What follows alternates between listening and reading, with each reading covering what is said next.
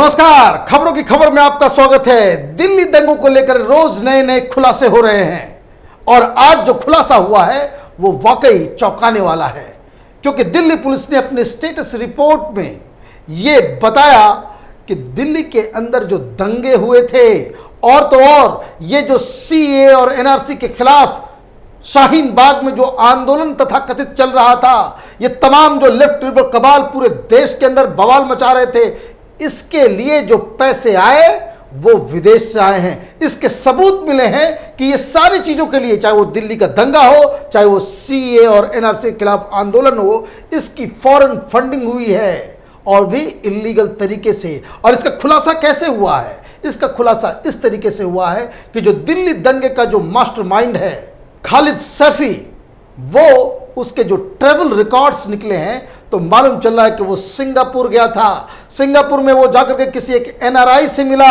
NRI ने एक NGO को पैसा दिया।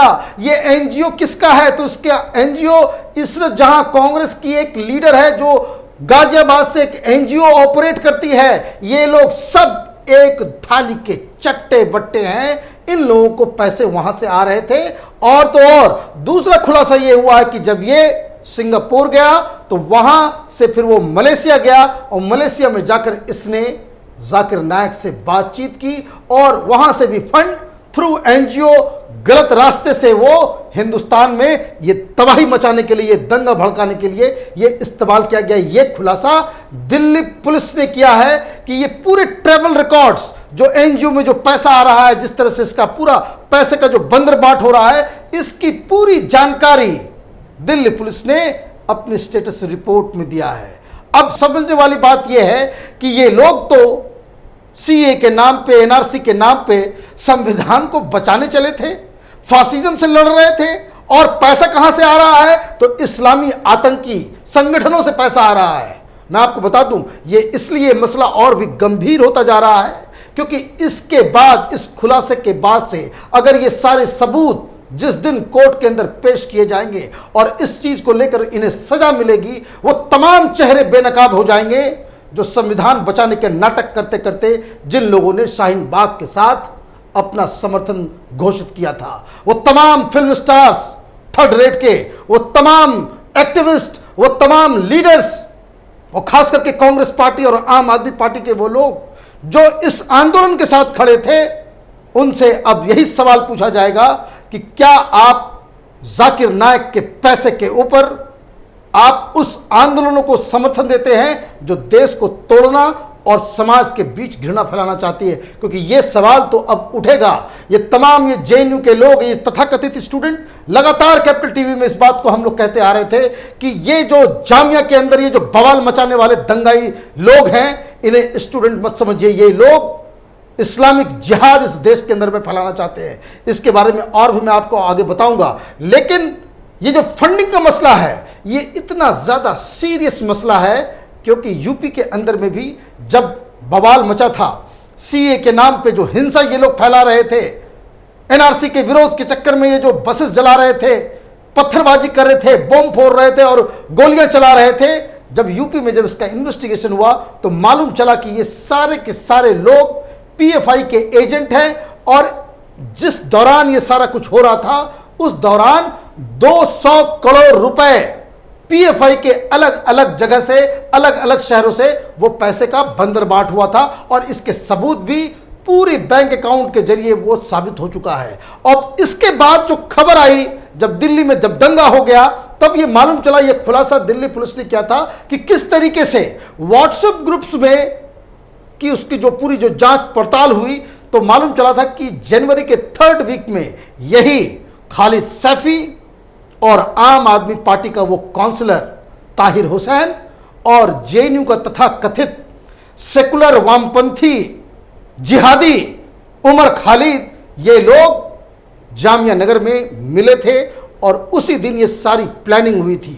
ये सारे व्हाट्सएप चैट और उनके फ़ोन के जो डाटा हैं, उसका जो खंगाल करके जो दिल्ली पुलिस ने जो सबूत इकट्ठा किए हैं, तो वो उससे बिल्कुल साफ हो जाता है। तो इसलिए अब जब ये खुलासा हो रहा है, ये जो मास्टरमाइंड दिल्ली दंगे का है खालिद सैफी, किस तरीके से ये ताहिर हुसैन और उमर खालिद ने मिलकर यह प्लान बनाया कि दिल्ली में डोनाल्ड ट्रंप के आने के वक्त बवाल मचाना है, दंगा भड़काना है, ताकि पूरी दुनिया की नज़र हिंदुस्तान के ऊपर पड़े, पूरी दुनिया में हिंदुस्तान की बेइज्जती हो, हिंदुस्तान का जो है उसको आप ये कह सकते हैं कि हिंदुस्तान के खिलाफ ये साजिश रची गई।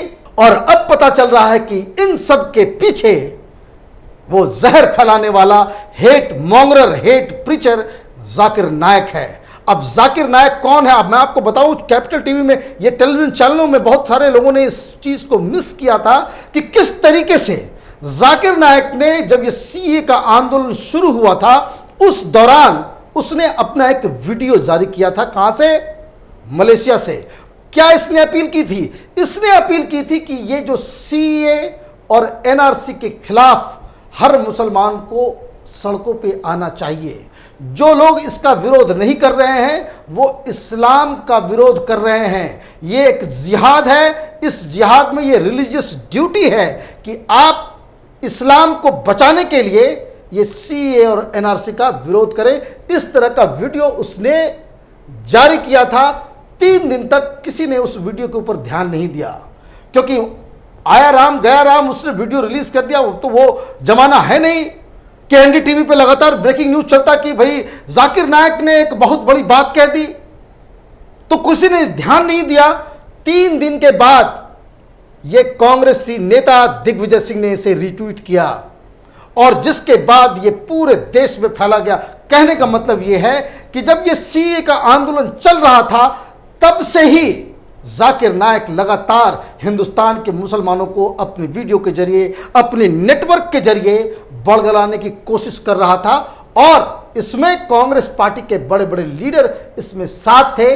जाकिर नायक के स्पोक्स पर्सन बनकर दिग्विजय सिंह ने पूरे देश में जाकिर नायक का ये जो संदेश कि सीए और एनआरसी के खिलाफ आवाज उठाना, इस्लाम की सेवा करना है, इस तरह की बातें उसने फैलाई थी।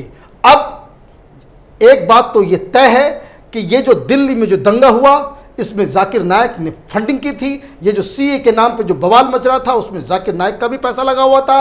और वो लोग जो शाहीन बाग के साथ खड़े थे, वो दरअसल अब इन बातों से, इस खुलासे से ये बिल्कुल दिन के उजाले की तरह साफ हो गया कि शाहीन बाग के समर्थक हिंदुस्तान के अंदर जाकिर नायक के एजेंट की तरह काम कर रहे थे। क्योंकि दिल्ली पुलिस ने अपनी रिपोर्ट में साफ साफ लिखा है कि the passport and travel details of accused confirm that accused Khalid traveled outside India and met persons including fugitive Zakir Naik in order to get support for spreading his agenda।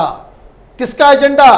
वो दरअसल जाकिर नायक हिंदुस्तान के अंदर में जब से उसको यहां से भगाया गया है, ये तो कांग्रेस की सरकार थी, पता नहीं इनको क्यों इस तरह का खुली छूट मिली हुई थी देश के अंदर में घृणा फैलाने के लिए।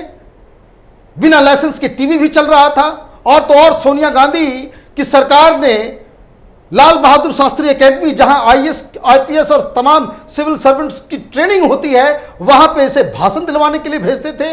और ये जब इसका जो पूरा कच्चा चिट्ठा जो बांग्लादेश के अंदर में जो बवाल मचा, वहां पे जो आतंकी हमला हुआ, और उससे ये जो खुलासा हुआ कि दरअसल ये इसका वीडियो और ये दरअसल आतंकियों को प्रमोट करने वाला, लोगों को, सीधे साधे मुसलमानों को आतंक की राह में भेजने का धंधा ये करता है। तब से ये हिंदुस्तान छोड़ के भाग गया और मलेशिया में छिपा हुआ है। और वहां से बैठे बैठे हिंदुस्तान की राजनीति, हिंदुस्तान की पॉलिटिक्स और सारी चीज में ये नाक घुसेड़ता है। और सारे लोग पैसे के लिए शाहीन बाग जैसे आंदोलन के साथ खड़े हो जाते हैं। वो तमाम लोग, चाहे वो फिल्म स्टार्स हों 3rd ग्रेड के, चाहे वो लीडर्स हों थके हारे फूके हुए जो चुनाव नहीं जीत सकते हैं, वो तथाकथित लेफ्ट लिबरल कबाल जो मुसलमानों की लड़ाई, उनकी हुकूक, उनके अधिकार के लिए लड़ाई लड़ने की जो एक दम्भ भरता है, तो ये सारे लोग अब बेनकाब हो गए हैं। अब सवाल ये है कि अब कोर्ट में किस तरीके से इनसे बातचीत होगी। मैं आपको बता दूं कि बहुत सारे लोगों के खिलाफ दिल्ली पुलिस ने अपनी स्टेटस रिपोर्ट में जानकारी दी है, चाहे वो उमर खालिद। अब देखिए सारे लोग अब इसमें एक के बाद एक फंसते चले जा रहे हैं। इस जहां वो कांग्रेस की लीडर जो गाजियाबाद से एनजीओ चलाती है, और सारे लोग, सिंगापुर से पैसा आ रहा है, सऊदी अरब से पैसा आ रहा है, क्यों आ रहा है? आपने क्या तमाशा बना रखा है कि विदेश से आप पैसे लेकर के आएंगे? और ये पैसा किसका है, यह भी सवाल पूछा जाना चाहिए कि क्या ये पैसा कराची से सऊदी अरब या सिंगापुर तो नहीं जा रहा है? क्या ये सब आईएसआई के द्वारा स्पॉन्सर्ड तो नहीं था?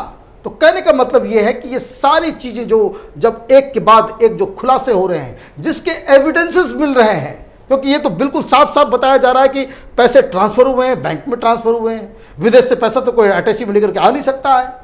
और जिस तरह के जो अब पुलिस ये कह रही है कि जो इन लोगों के सारे फोन जो हैं, अभी चूंकि बहुत सारा टेक्निकल प्रॉब्लम्स आ रहे हैं, टेक्निकल प्रॉब्लम्स इसलिए हैं कि बहुत सारे फोरेंसिक लैब्स और बहुत सारी चीज़ें जो है अभी नहीं हो पा रही हैं, तो इन लोगों के फ़ोन्स को जो जब्त कर लिया गया है, जिसका बाकायदा एनालिसिस किया जाएगा, जिससे और भी नए नए खुलासे होंगे। और तो और इन लोगों से अभी बहुत सारे लोगों से पूछताछ होनी बाकी है, क्योंकि ये लोगों से पूछताछ इसलिए होनी बाकी है क्योंकि ये पटाख से जो ये कहेंगे कि भाई लॉकडाउन है, कोरोना है, जिस तरह से अहमद पटेल किस तरह से जब ईडी ने उन्हें पूछताछ के लिए बुलाया तो कहे भाई हम तो कोरोना टाइम है इसलिए हमें ये हो रहा है। तो कहने का मतलब ये है कि मसला अब धीरे धीरे गंभीर होता जा रहा है, और जिससे एक बात की पुष्टि हो रही है कि जो दिल्ली में दंगा हुआ, ये कोई अचानक से हिंदू मुसलमान के बीच हुआ कोई दंगा नहीं है। ये एक प्री प्लान्ड दंगा है, जिसकी प्लानिंग पहले से हो चुकी थी। ये जो ताहिर हुसैन अपने घरों में और जो अलग अलग वो राजधानी स्कूल के छतों पे वो पेट्रोल बम्स, वो पत्थर, वो सारी चीज़ें, वो गुलेल, वो सारे इंतजाम वो इसलिए हो पाए थे क्योंकि इनको पहले से ही तैयारी करने के लिए पैसे दे दिए गए थे।